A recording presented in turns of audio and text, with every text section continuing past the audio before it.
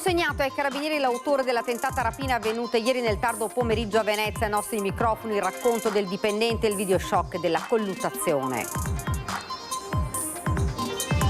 Rissa a colpi di spranga e coltello, sangue nelle calli a Venezia, 20 giorni di prognosi per un ventenne tunisino appartenente ad uno dei clan che stanno terrorizzando il centro storico. Iniziate le operazioni di recupero del barchino finito contro la diga di Roman al lago di Pellestrina. Nell'incidente ha perso la vita Johnny Vido, salvo il cugino che era con lui. Furti a Olme di Martellago, i ladri entrano in casa dalla terrazza del primo piano e sfondano la porta finestra con i proprietari all'interno che li mettono in fuga. Sopralluogo questa mattina al cantiere del Bosco dello Sport del sindaco Simone Venturini assieme al ministro per lo sport Andrea Abodi. Dopo il successo straordinario della notte famosissima trasmessa in diretta su Antenna 3, domani sera il meglio della festa del Redentore con i fuochi. Appuntamento dunque alle 21. Buonasera, ben ritrovati dalla redazione di Venezia. Questi titoli, come avete sentito la cronaca in primo piano, si è consegnato ai carabinieri l'autore della tentata rapina avvenuta ieri nel tardo pomeriggio a Venezia. Ai nostri microfoni il racconto del dipendente che si è trovato faccia a faccia con il ragazzo incappucciato e il video della colluttazione.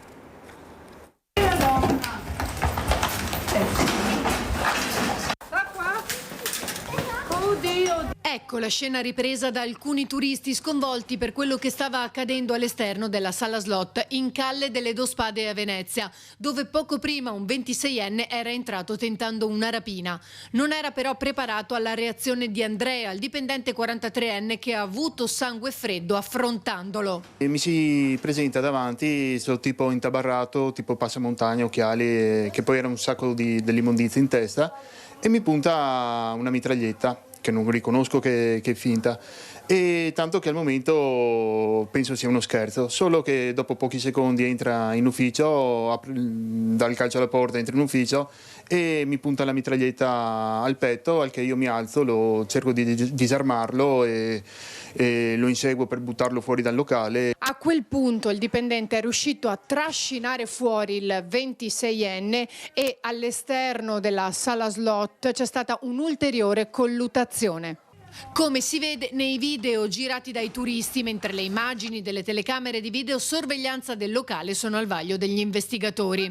Una volta all'esterno, il 26enne è riuscito a dileguarsi mentre Andrea si rialzava. Nel momento in cui ho realizzato quello che stava succedendo, ho avuto quel secondo di paura che mi ha fatto reagire in questa maniera. Non si era reso conto che poco prima il 26enne l'aveva colpito alla testa con la finta mitraglietta. Sul filmato si vede che mentre io lo placco, lui divincolandosi mi colpisce, non so se sembra che sia lui a colpirmi e mi fa la ferita sulla testa.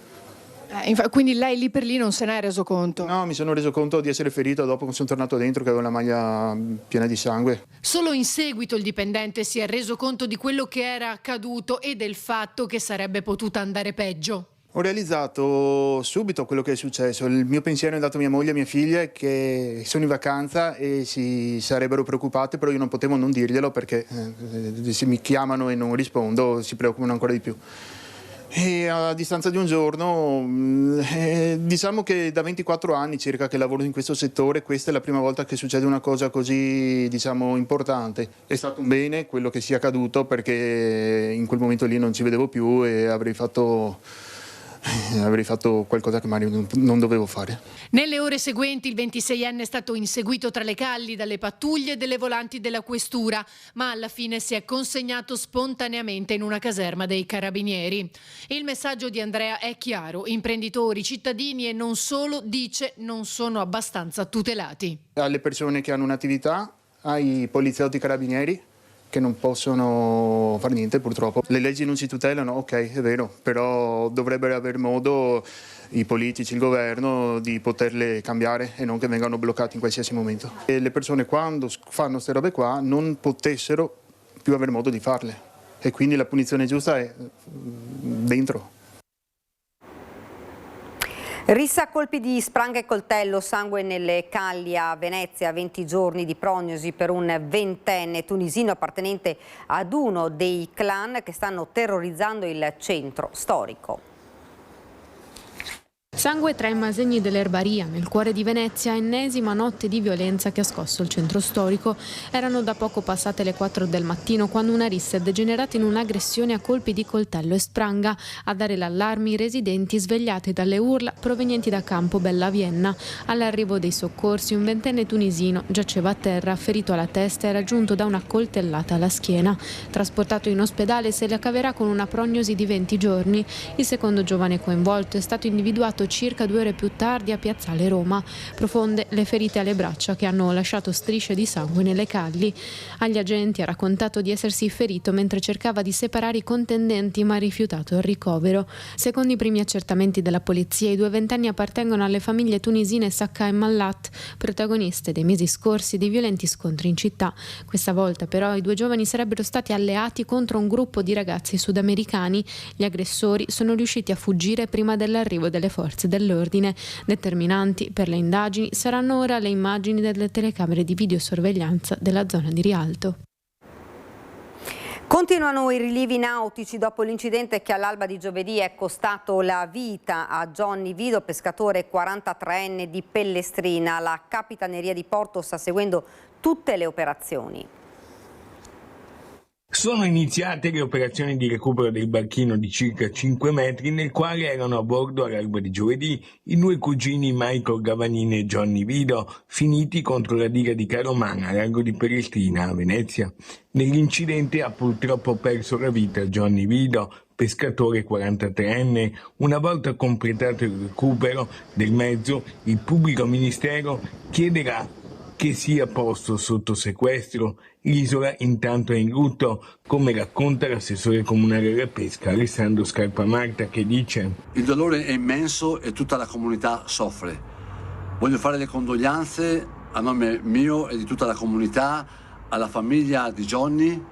Voglio anche ricordare Johnny come un ragazzo educato, solare, un giovane, grande lavoratore, un pescatore che salutava sempre tutti, veramente una bella persona, e ci mancherai tanto, Johnny. Rimbalza d'attualità l'aspetto della sicurezza. Voglio anche fare un appello a chi ha la barca di andare piano, di rispettare la velocità per motivi di sicurezza.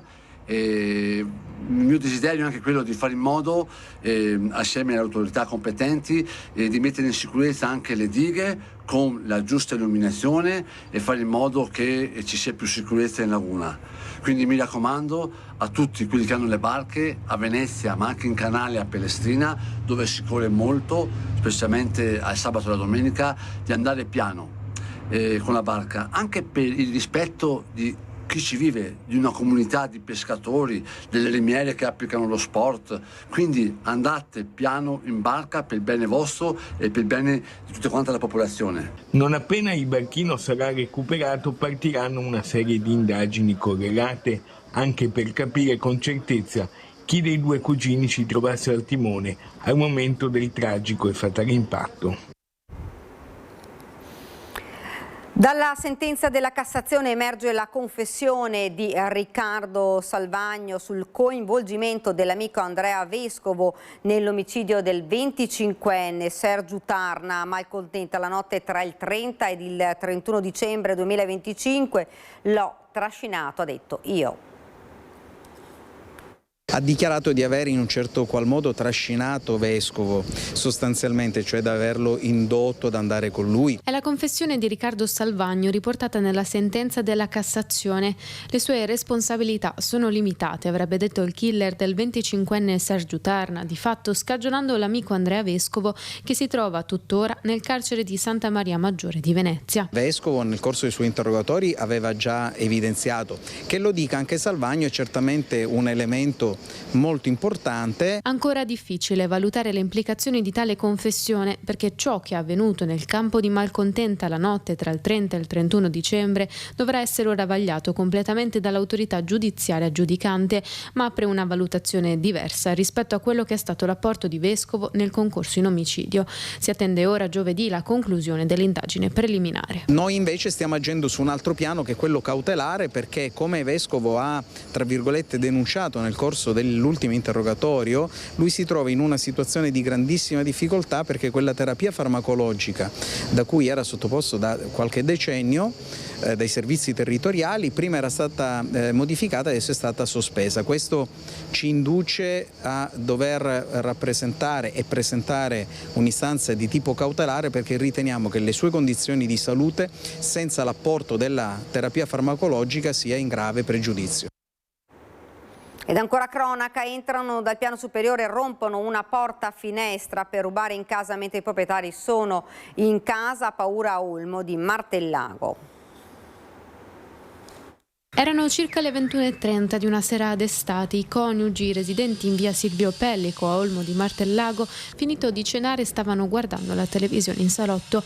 Un rumore sospetto ha allertato il proprietario della casa, che è corso al piano superiore per vedere da dove provenisse. È stato in quel momento che si è trovato faccia a faccia con i ladri. Incappucciati si erano fatti strada al piano superiore dal giardino. Saliti dalla terrazza del primo piano, hanno prima alzato la tapparella, poi mandato in frantumi una grande porta finestra. Quello il rumore sospetto che ha fatto sobbalzare la coppia dal divano. Appena si sono diretti al piano superiore, i due malviventi sono fuggiti a gambe levate. Esasperati i residenti. Questa situazione, dicono, deve finire. Il rischio di esubero per 30 lavoratori, secondo le imprese che hanno lavorato al completamento del Mose, rappresenta l'ennesimo segnale di una gestione scadente che non tutela nemmeno il patrimonio umano. Una gestione scadente e superficiale, non usa mezzi giri di parole per definire la gestione del completamento del Mose a Venezia. Il portavoce delle imprese consorziate, Davis Rizzo, il rischio di esubero per 30 dipendenti, purtroppo sempre concreto e attuale, è inaccettabile, soprattutto per chi ha lavorato duramente per anni, in trincea e dietro le quinte, l'ultima goccia che ha fatto traboccare il vaso. Non si può arrivare così, con un approccio così superficiale, quando di mezzo ci sono anche, se non soprattutto, dei posti di lavoro che rischiano di essere persi.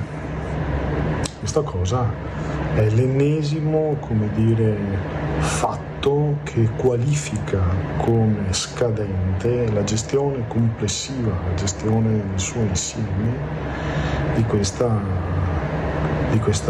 ultimazione dell'opera del Mose. Primi responsabili della situazione, secondo Rizzo, sono proprio le istituzioni. I limiti, le lacune che le istituzioni, la politica, gli enti preposti al governo di questa fase hanno dimostrato, e lo stanno dimostrando per l'ennesima volta di fronte a una situazione così delicata come quella degli esuberi occupazionali. Ci sono anche poi i lavoratori indiretti di cui tenere il giusto conto. Gli esuberi di personale in ambito Consorzio Venezia Nuova e Mose è una situazione assolutamente critica. Si sta parlando di centinaia di posti di lavoro e quindi centinaia di famiglie.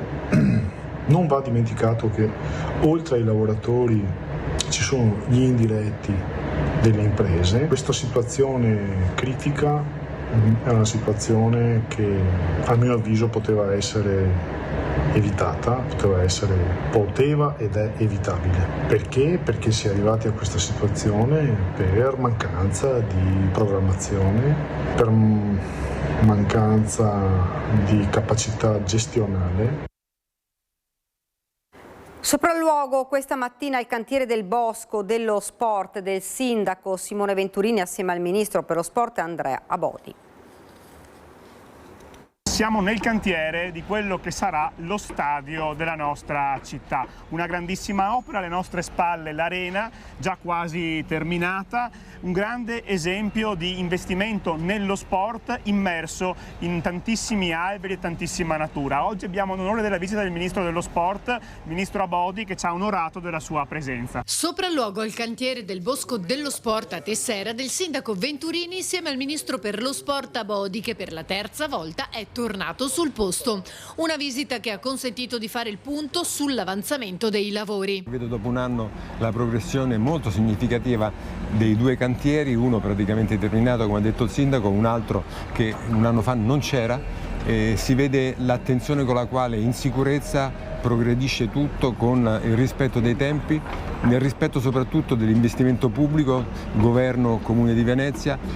Onore al merito per chi ha iniziato questo lavoro, onore al merito per chi lo porterà a compimento. Sarà una centralità sportiva, sociale di grandissimo valore e noi saremo qui a gioire con i cittadini, perché questo è un esempio per tutta l'Italia. Il progetto interessa un'area di 116 ettari e prevede un investimento complessivo di oltre 300 milioni di euro, sviluppato in 5 cantieri distinti ma strettamente connessi: stadio, arena, nuova viabilità Tessera Aeroporto, urbanizzazioni interne e sistemazioni a verde e paesaggistiche. Investire nella cultura genera ricchezza, economia e i dati lo confermano. In Regione nasce un osservatorio permanente sul mecenatismo culturale delle imprese del Veneto a favore dell'arte e della cultura del Veneto, per sviluppare ulteriormente un settore sempre più strategico.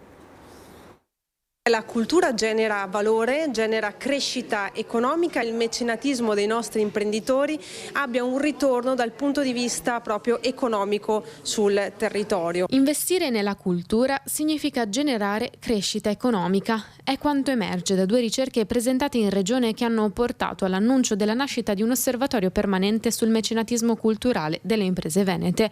Il comparto culturale della Regione vale oggi 9 miliardi e 400 milioni di euro, pari al 5,3% dell'economia del Veneto e dà lavoro a quasi 146.000 persone. Investire sulla cultura significa quindi non solo investire nelle mere attività di conservazione dei beni, ma anche proprio generare quell'utilità, quel valore aggiunto che si può tradurre in maggiore occupazione, maggiori investimenti e anche maggiore attrattività dal punto di vista turistico. I musei di oggi non sono altro che le fabbriche di ieri e quindi ecco perché ci dobbiamo prendere cura delle fabbriche di oggi, perché saranno sicuramente i musei di domani, ed ecco perché dobbiamo parlare lo stesso linguaggio.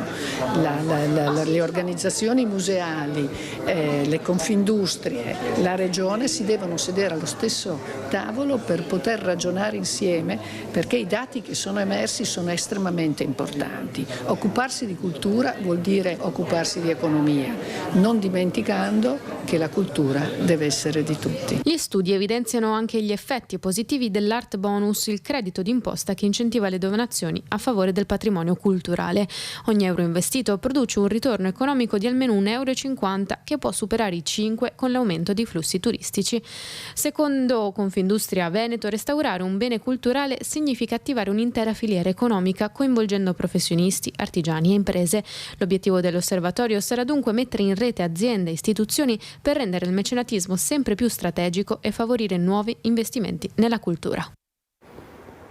Lo spettacolo dei fuochi pirotecnici in bacino di San Marco, la festa sulle barche lungo le rive, tutto il meglio della notte del Redentore. Dopo il grande successo di sabato scorso e la diretta record di ascolti su Antenna 3, torna a grande richiesta sulla nostra emittente domani sabato alle 21 con uno speciale che ne ripercorrerà i momenti più belli. Grazie alle immagini e alle voci raccolte dai nostri inviati rivivremo un evento che ha portato a Venezia oltre 100.000 persone, tenuti incollati 550.000 telespettatori davanti alla TV. Emozioni, tradizione e festa con il meglio della notte famosissima sabato alle 21 su Antenna 3. E questa era la nostra ultima notizia, ora la sigla, poi le previsioni del tempo. Grazie davvero per averci seguito, buona serata.